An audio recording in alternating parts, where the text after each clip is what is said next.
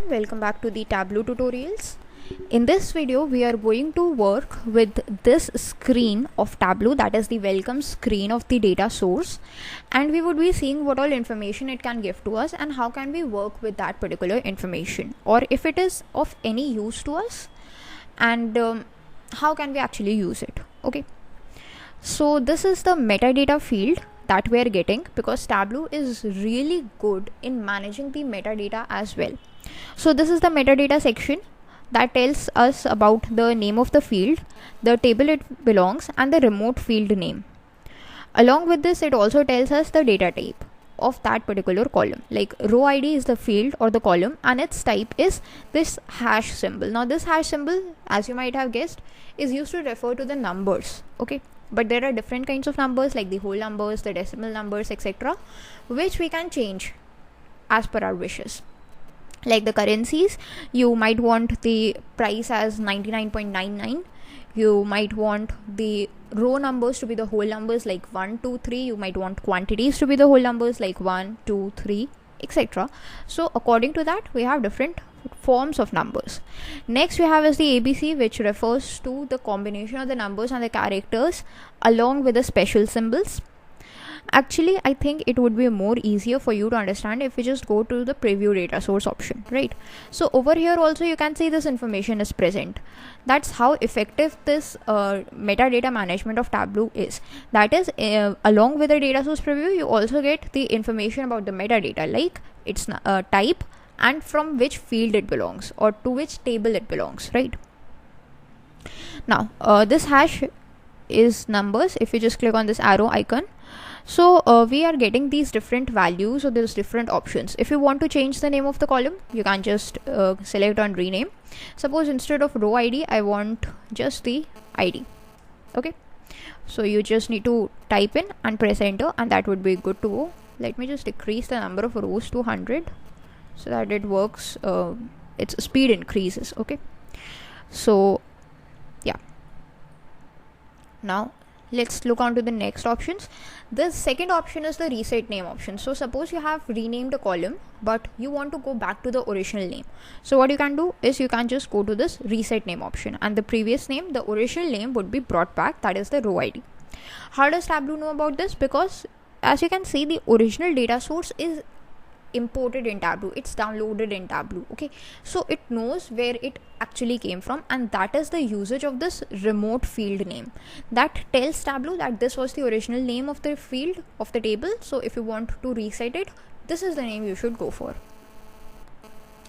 Okay, next options we have is the copy values option. So if you want to extract the values of a particular column, you can just click on this copy value. So all the values would be copied, and if I just go to this notepad, I can just paste them, I think. Okay, so these are not available for pasting. Let's see how can we just paste them. Okay, I think we can paste them in Excel. So let me just bring out my Excel sheets. Yeah, so now you can see that these values have been pasted into Excel.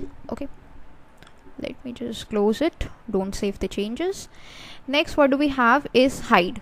Like if you don't want a column to be imported, you just want to hide it, you can hide it. Click on this hide option. So you see row ID is no longer visible.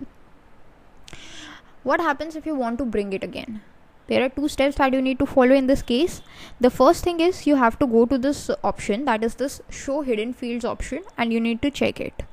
So what happens now is this hidden icon of whatever column you hid is visible, but you see it's blurred out or it's been grayed out. So that means this was the column that is originally hidden, but since we have checked this option, that's why the hidden fields are available. Now if you want to unhide it, you can just go to this option and go to this unhide one. So that would be unhidden, and now you can just uncheck this particular box. Next option we have is of the aliases, which is a really important option. Okay, so we won't be adding aliases to the row ID actually. We can add aliases to something else, like the shipment mode. So go to aliases option. Here is the member, like suppose first class is there, this is the actual value, but we want that instead of first class to be shown in the data, we want the value 1 to be shown. So one would be taken as an alias for this first class. If we have the same day, we just want the day to be shown. If we have second class, we want 2 to be shown, and if we have standard class, we want 3 to be shown. Okay, and just convert day into 4. Okay, so that we get all the number kind of fields. Now we can click on OK, and what happens is this all these shipment modes have been coded. Now there is an important thing that you need to notice over here, that as soon as I applied those aliases, the effect has been shown to us. Okay, now this show aliases button or the show aliases box is also checked. What happens if you uncheck it? Let's just see. Now what happens, the original values are present. So doesn't matter if you have set the alias for a particular value or not. If you want, you can just view it, but if you want to see the original values, then you can see the original values as well. But if you want to set up the aliases, you can just do them. Once the aliases have been set, how can you remove them? You can just go to aliases, and there is this option of clear aliases. If you just click on clear aliases, you can see all the values have been reverted to the default. Now you can just click on OK. So the aliases have been cleared out, right? Next option we have is a create calculated field, create group, and create bins. So these 3 things you would be better able to understand when you would be working with the different kinds of visualizations upon the requirements. These 3 are somewhat advanced level stuff, so I would be explaining them later in the videos. Last but not the least, let us talk about this describe. This describe is a really important thing. It describes the particular column, like the row ID was a particular column, so it is describing it. Like, what is its role? It is a discrete dimension. So what happens in Tableau is that there are 2 kinds of dimensions or 2 kinds of columns, 2 kinds of values that are given to you.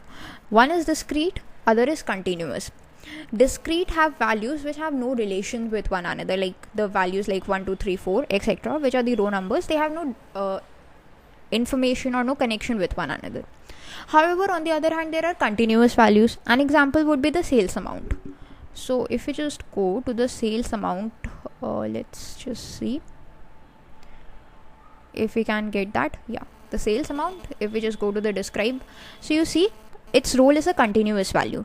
How is it continuous? Because the data or the information ranges. It has a range, like if the sales is done of a particular amount, so that is present in the particular range. That is a continuous value. That's a numeric value, or that's a money that we are talking about. That's why it is continuous. Okay, there is a clear distinction given in Tableau between those two, which we would be seeing just a few seconds later, probably in the next video only. Now let's talk about other things that we haven't described. The type, it is a database column.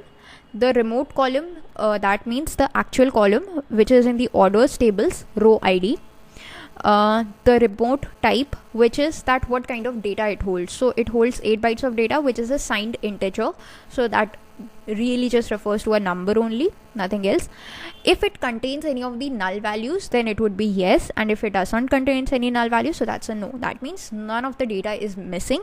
That means our data set is clean in respect to this row ID, and its status is valid. That means it is a valid column, and the 20 members out of the total number is shown to us. That is the domain. If you want to copy those values, you can just copy them and view it anywhere else. Otherwise, we are just going to close it. So that is about the different options that are available to us. Now let's talk about this number or this data type. Right now we have this hash symbol. There are 2 types of numbers available, the whole numbers and the decimal numbers. If you see, by default in the row ID we have the whole number, and over here the number whole is selected. However, if you want, you can convert it to decimal as well.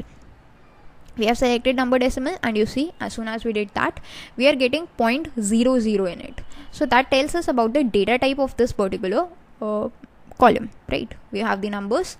Suppose in order IDs we have string, because it contains this hyphen, these numbers and the letters, that's why string. In this order date we have date, because that's the only part that is available. Other options are date and time. If we just select this date and time, then what will happen is by default 12 AM would be assigned to all those values, because we don't have the time data. However, if the time data is present, then by default that particular thing would be selected, right? other options we have is the boolean, that refers to the value true and false. So that is kind of a field which we can create for ourselves using the calculated fields options. How will we do that? We will see in the upcoming videos. That's all for this one.